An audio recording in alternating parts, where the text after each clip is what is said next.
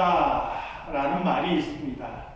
이게요, 2002년 한국 월드컵 때 크게 유행했던 말입니다. 그러나 실제로 꿈이 이루어진다는 것은 그렇게 쉽지 않습니다. 저절로 이루어지는 꿈은 어디에도 없기 때문에 그렇습니다. 그 꿈을 이루기 위해서 지불해야 될 대가, 또 드려야 될 그 수고가 굉장히 많이 있습니다. 꿈꾸는 자라고 불렸던 요셉, 어린 시절에 그 꿈이 이루어지기까지 나이 30세가 될 때까지 그는 인생의 가장 밑바닥에서 고생해야 했습니다. 청소년 시절에 왕으로 기름 부음을 받았던 다윗, 사울왕의 낯을 피해서 도망자 생활만 10년을 했습니다. 사울왕이 죽고 나서도 온전한 이스라엘의 왕이 되지 못하고 7년 6개월 동안 한 지파의 왕에 머물러 있어야 했지요. 20년 가까운 세월 동안 그는 호된 단련의 시간을 거쳐야 했습니다. 그리고 나서야 이스라엘의 왕으로 세워지게 됐지요. 꿈은 이루어질 수 있겠지만 그냥 이루어지지 않습니다. 많이 힘들고 많이 어렵고 또 많은 대가를 필요로 할 때가 있는 것이죠.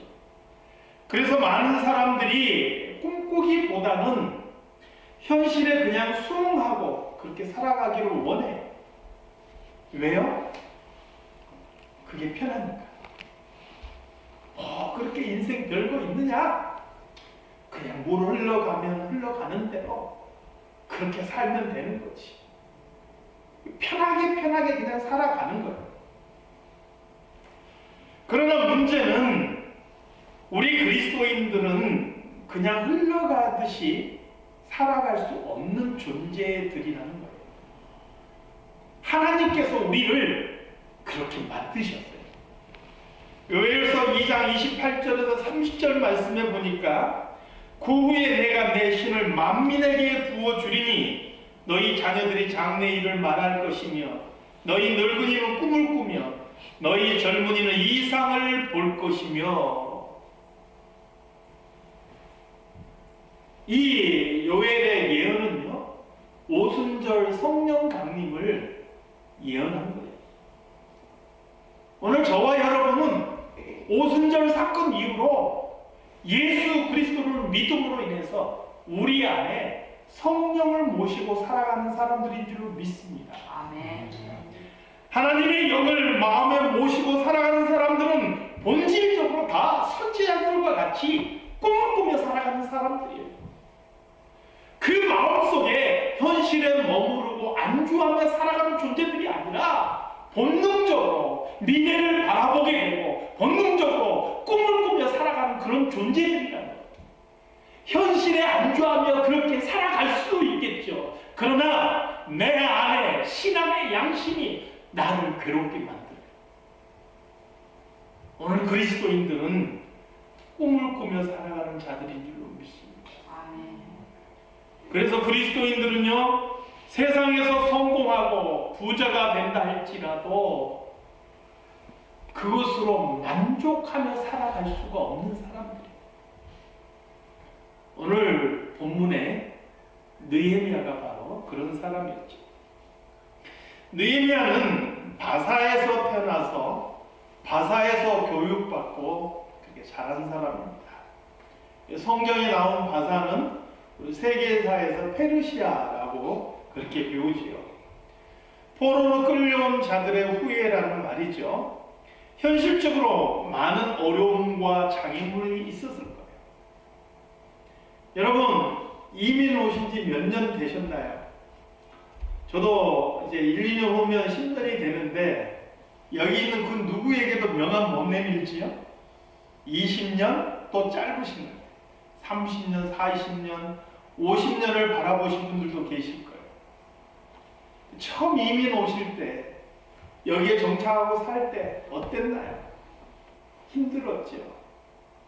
그때 이야기해도 저는 상상이 안 돼요. 잘. 단지 김치 없이 어떻게 살았을까 그 생각 들어요. 그러니까 비슷한 맛을 내려고 많이들 노력하셨을 것 같아요. 그런데 여러분, 이민이 아니에요. 전쟁에서 배에서 포로로 잡혀온 민족이에요. 그들의 후예예요. 그 땅에서 살아낸다는 것이 얼마나 힘들고 어려웠겠느냐 하는 것이죠. 그럼에도 불구하고 이 느헤미야라는 사람은 이 바사 왕국에서 성공한 사람이었지요. 오늘 1절 말씀해 보니까 느헤미야가 어디에 있었다고요? 수상궁에 있었다. 이 수상궁은요, 이 바사 왕국의 중심지였죠. 에스더서의 배경이 바로 이 수산성이잖아요. 도성이라고 일컬어지잖아요. 특별히 이 수상궁은 상하궁이라는 말로 불려질 정도로 하얗고 아주 아름다운 왕궁이었다고요. 왕이 소유하고 있는 여러 궁궐이 있는데 그 중에서 가장 아름다운 왕궁이었어요. 그래서 1년 중에서 왕이 가장 오랜 기간을 머무르면서 정사를 돌보던 곳이에요. 다시 말하면 이 수상궁에 있는 사람들이요, 왕의 가장 측근에서 모셔서 있는 사람들이고 그들이 가장 권력의 중심에 있는 사람들이라는 거예요. 더군다나 11절 말씀해 보니까 그때 당시 느헤미야가 어떤 사람이었다고요? 왕의 술관원이었다. 여러분, 과거 왕들이 두려워하는 것 중에 하나가 뭐냐면요, 바로 암살이에요. 다른 나라에 의해서, 정적에 의해서 암살당하는 것을 굉장히 두려워했죠. 그 중에서도 정말 대비하기 어려운 것 중에 하나가 뭐냐면 독에 의한 암살이에요. 이것은 훈련받은 자객이 아니더라도 누군가가 음식물에 독만 타고 큰 위협이 될 수 있는 거잖아요. 그렇다고 안 먹고 살 수 없잖아요. 그래서 왕이 먹는 음식, 또 왕이 마시는 음료, 이것을 관리하는 사람은요, 왕이 가장 신뢰하는 사람, 이 사람에게는 내 생명을 맡길 수 있다, 그렇게 믿어지는 사람에게 그 일을 맡기는 거예요. 왕의 술 맡은 관원이 되었다라는 것은 느헤미야가 왕의 신임을 받았고 그만큼 권력의 중심에 있는 사람이다, 이런 의미가 되는 것이죠. 어쩌면 느헤미야는 자신이 그렇게 이룩한 그런 성공 속에서 그 환경을 누리며 살아갈 수 있는 그런 사람이었던 거죠. 오늘 우리 교회 품에서 자라는 우리 자녀들도 좀 이런 사람들이 됐으면 좋겠어요. 이번에 보니까 우리 그 하원의원 출마했던 우리 그 앤디죠, 앤디 킴, 이번에 당선이 됐어요. 기가 막히더라고요. 0.9% 차이인가요? 99% 개표할 때까지 0.9% 뒤지고 있다가 나머지 1% 개표할 때 이게 0.9% 차이로 뒤집혔어요. 이게 당선이 됐어요. 뭐 그 사람이 어느 당이나 관계없이 정말 대단하다, 그런 생각을 했어요. 우리 자녀들이 이 미국 사회 속에서 자신의 꿈을 이루어가는, 꿈을 활짝 펼칠 수 있는 그런 우리 자녀들이 다 될 수 있기를 저도 기대하고 소망합니다. 그런데요, 오늘 본문의 느헤미야를 보시기 바랍니다. 그의 눈과 그의 관심은요, 자신이 이룩한 환경 속에 있지 않았습니다. 2절 말씀을 보십시오. 2절을 보니까 내 형제들 가운데 하나인 하나니가 두어 사람과 함께 유다에서 내게 이르렀기로 내가 그 사로잡힘을 면하고 남아있는 유다와 예루살렘 사람들의 형편을 물은지요. 하나니라는 사람이 유다에서 돌아왔어요. 근데 그 하나니에게서 유다에서 포로로 잡히지 않고 남아있는 사람과 예루살렘의 형편이 어떤지를 물었다라는 거예요. 한 번도 본 적이 없는 나라예요. 자기는 꿈에서도 상상이 되지 않는 나라예요. 왜요? 포로로 잡혀와서 바사라는 나라에서 태어났기 때문에, 그 나라에서 자랐기 때문에, 그냥 말로 들었을 뿐이지 본 적도 없고 가본 적도 없는 그런 나라예요. 그러나 자신의 조상들이 살았던 곳, 바로 그 땅에 대해서 느헤미야는 관심을 가지고 있었다는 거예요. 관심을 가지고 있는 정도가 아니죠. 그의 형제 하나니가 소식을 전해주는데 어떤 소식을 전해줍니까? 3절 4절 말씀해 보니까요, 사로잡힘을 면하고 남아있는 자들이 그 지방 거기에서 큰 환난을, 능욕을 당하고 어려운 일들을 많이 당하는 거예요. 예루살렘 형편이 어떠냐 보니까 예루살렘 성은 다 무너지고 성문은 불타고 없어진 거예요. 예루살렘 성이 그들을 보호해주지 못하는 거죠. 이 형편을 그가 들은 거예요. 그래서 그가 어떻게 했죠? 울었다.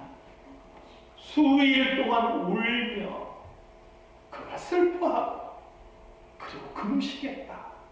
그렇게 성경은 기록하고 있는 거예요. 여러분, 한 번도 보지 못한 나라, 보지 못한 성을 위해서 그가 눈물을 흘리고 그가 금식하며 슬퍼하는 이유가 뭐예요? 보지 못했지만 그 땅과 그 성을 사랑했기 때문에 이런 일이 일어나는 것이죠. 여러분, 느헤미야는요, 자기가 성공했고 어느 정도 자리에 안정적으로 머무를 수 있음에도 불구하고 그는 그 자리에 안주하지 않고 뭔가 더 다른 가치, 뭔가 더 먼 미래, 또 하나님께서 원하시는 뜻이 무엇인지에 대해서 그는 끊임없이 바라보는 사람이었다라는 거예요. 그의 마음속에는 지금 내가 누리고 있는 환경이 아니라 자기의 고국과 또 조국 이스라엘과 예루살렘을 향한 꿈이 그 안에 있었다 하는 것이죠. 오랜 시간 그런 마음을 가지고 있다 보니까 보지 못했지만 그 땅을 사랑한다. 한 번도 내가 가보지 못했지만 그 땅을 향한 소망과 기대가 있는 거예요. 그러니 그 땅의 형편을 들었을 때 그가 눈물을 흘리며 슬퍼하며 금식하게 된 것이죠. 느헤미야가 이렇게 예루살렘에 대해서 정말 사랑하는 마음을 갖게 된 이유가 무엇일까요? 느헤미야는 바사라는 나라에 살면서 그 땅 환경에 동화되지 않았어요. 물론 그 땅에서 성공하는 사람이었지만 그는 내가 누구인지, 그리고 하나님이 어떤 분이신지, 그리고 하나님께서 나에게 무엇을 원하는지를 분명히 알고 있었던 사람인 것이죠. 5절 말씀 보시기 바랍니다. 5절 말씀 보니까요, 이르되 하늘의 하나님 여호와 크고 두려우신 하나님이여, 주를 사랑하고 주의 계명을 지키는 자에게 언약을 지키시며 긍휼을 베푸시는 주여 간구하나이다. 느헤미야는요, 하나님이 어떤 분이신지 분명히 배우고 분명히 알았던 사람. 그것도 단순하게 내가 귀로 듣고 지식으로 안 게 아니라 하나님이 바로 이런 분 아니십니까? 내 믿음으로, 내 신앙으로 고백했던 사람인 것이죠. 6절에서 7절 말씀을 보니까 그는 하나님이 누구신지 알고 이해했을 뿐만 아니라 바로 오늘날 이스라엘이 왜 이런 어려움을 당하고 있는지 그 문제도 분명히 알고 있었던 사람. 6절과 7절 말씀을 보면은요, 이제 주의 종들인 이스라엘 자손을 위하여 주야로 기도하고 우리 이스라엘 자손이 주께 범죄한 죄들을 자복하오니 주는 귀를 기울이시며 눈을 여시사 종의 기도를 들으시옵소서. 나와 내 아버지의 집이 범죄하여 주를 향하여 크게 악을 행하여 주께서 주의 종 모세에게 명령하신 계명과 율례와 규례를 지키지 아니하였나이다. 뭐가 문제인지도 분명히 알고 깨닫고 있었던 사람. 그럼에도 불구하고요, 그는 이 문제가 어떻게 해결될지도 분명히 알고 있었죠. 9절에서 10절 말씀에 보니까 하나님께서 모세에게 약속하신 대로 그럼에도 불구하고 너희들이 돌이키면 세상 어느 곳에 흩어져 있든지 내가 다시 약속의 땅으로 불러 모으리라. 하나님의 약속의 말씀도 그는 분명하게 알고 있었던 것이죠. 이 말씀들의 근거에서 느헤미야는 꿈을 갖고 있었던 것이죠. 때가 되면 하나님께서 내 조국을 회복시키시리라.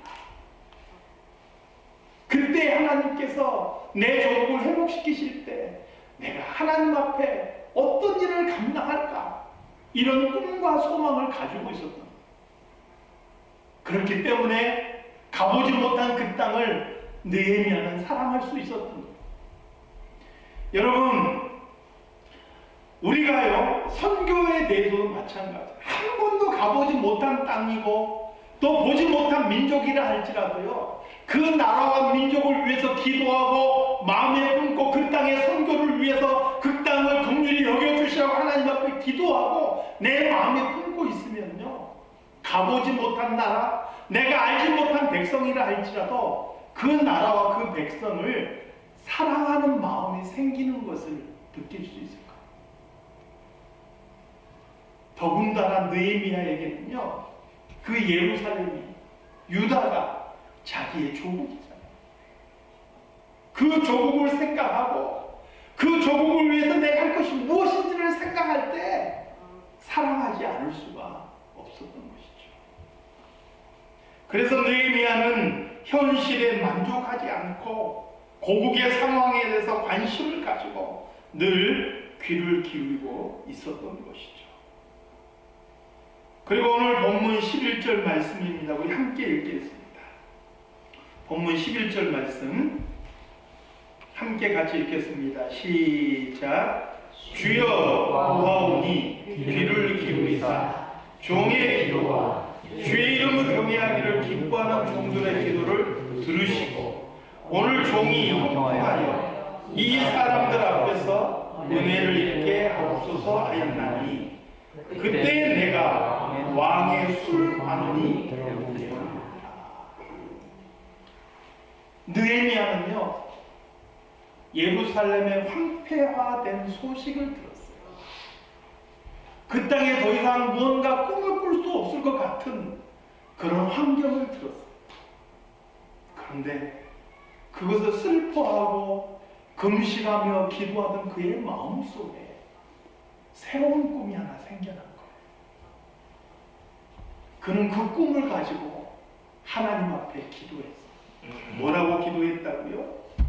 주여 구하오니 귀를 기울이사 종의 기도와 주의 이름을 경외하기를 기뻐하는 종들의 기도를 들으시고 오늘 종이 형통하여 이 사람 앞에서 은혜를 입게 하옵소서.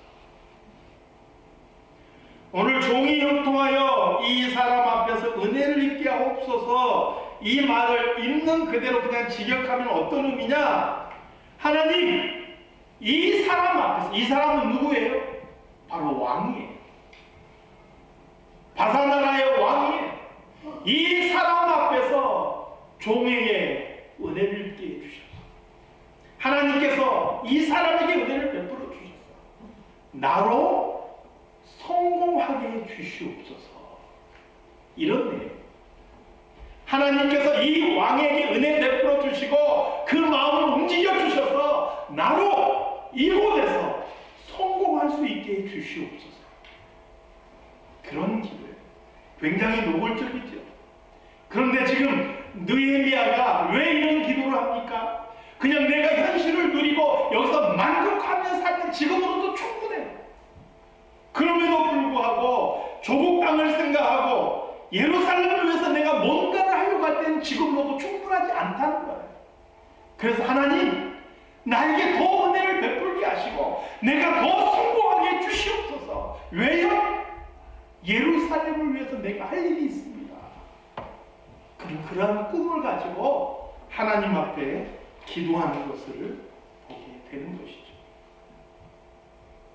그는 자신의 유익을 위한 꿈이 아니고 자신의 성공을 위한 꿈이 아니고 조국과 예루살렘을 위한 성공을 꿈꾸었다 하는 것이죠. 저는 이 말씀을 보면서 오늘 저 자신부터 생각해서 우리 성도들과 또 우리의 가정과 또 우리 교회의 모습들을 한번 조용히 생각해 봤어요. 어쩌면 어떤 분들은 그런 생각 가지고 있을지 모르겠어요. 야, 내 나이가 이제 인생 황혼이구나. 60 넘어 70이고 70 넘어 80 다 바라보는구나. 이제 뭐 인생 이렇게 살다 가는 것이지. 편하게나 살다 가자. 이렇게 혹시 생각하시는 분들이 계실지 모르겠어요. 사랑하는 성도 여러분, 그런데요, 제가 이 말씀을 통해서 당부드리고 싶어요. 새롭게 꿈을 꾸시기 바랍니다. 하나님께서 나를 사용해 주시기를, 새롭게 꿈을 꿀 수 있는 그런 성도들이 되시기를 바래요.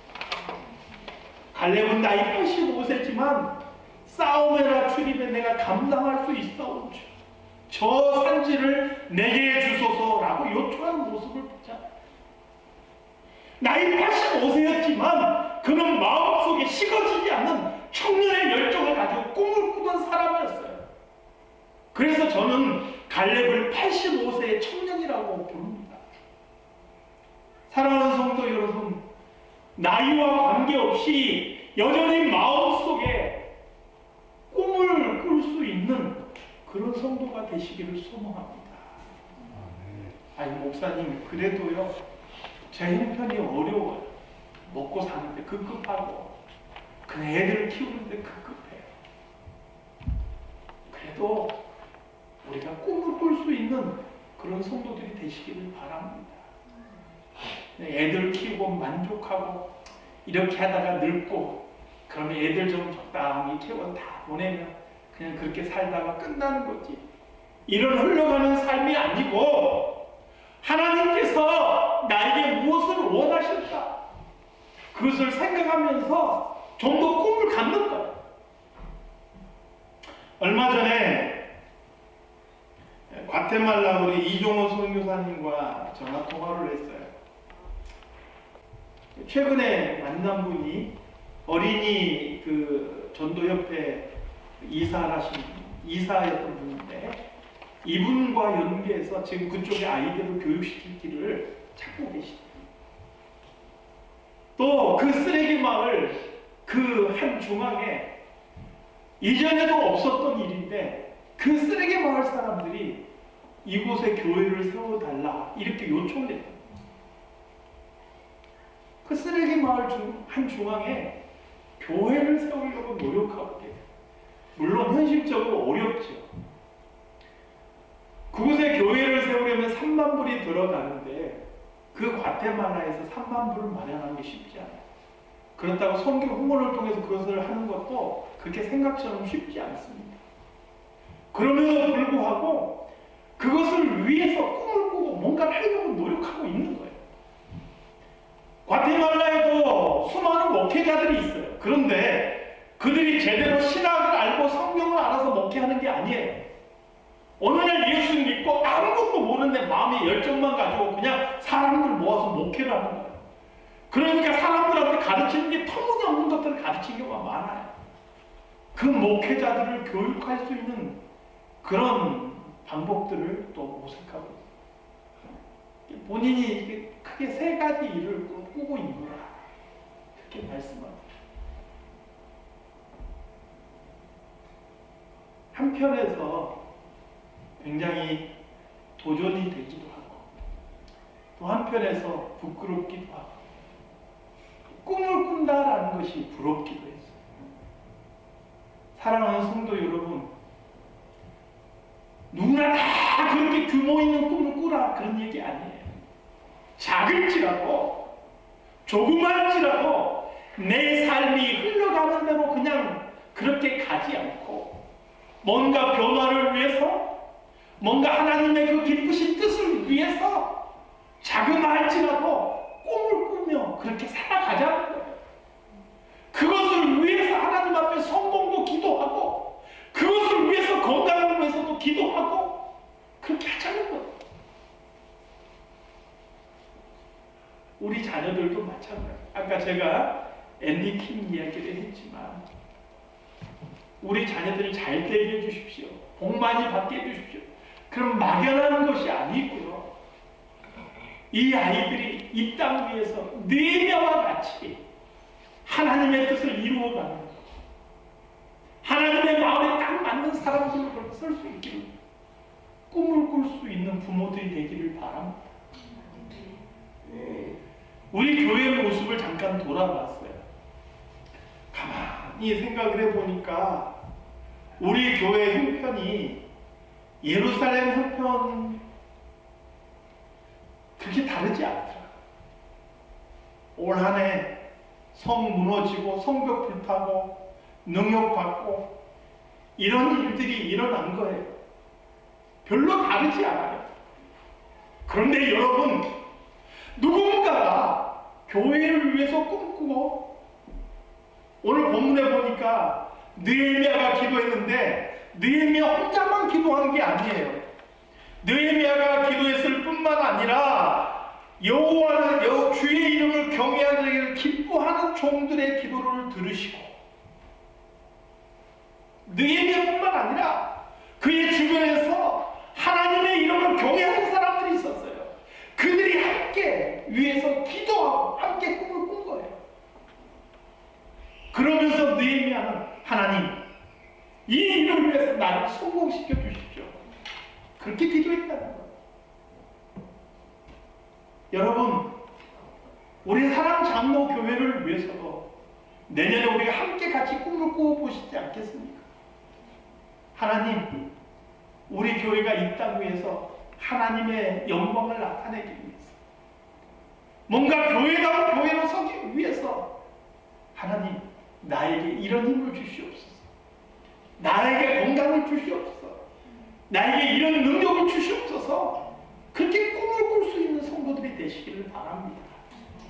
그래서 황폐하고 무너진 성, 불타버린 성문이 다시 재건되는 역사들이 오늘 우리의 삶 속에서 나타날 수 있기를 주님의 이름으로 축원합니다. 아멘.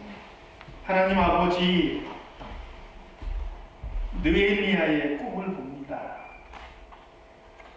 아무도 없는 폐허 속에서 꽃피운 그의 꿈이 이스라엘의 새로운 역사를 이루는 것을 봅니다.